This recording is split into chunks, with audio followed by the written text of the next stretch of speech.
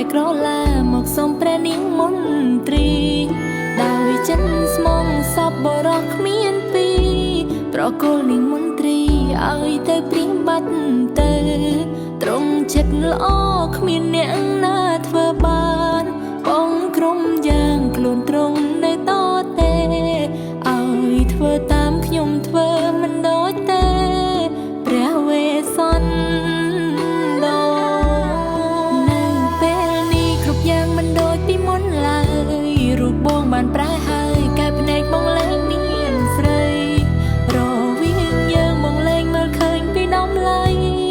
បងមានថ្មីធ្វើឲ្យអូនឈឺចាប់ទឹកភ្នែកហូរលើថ្ពាល់អូនទាំងសងព្រមតែបងបេះដូងអូនខ្ទេញខ្ទីឈឺខ្លាំងណាស់ដឹងទេឈរវីស្ទើរតែស្លាប់ទៅអូនមិនមែនជាព្រះបាទវេសន្តដែលមានចិត្តល្អ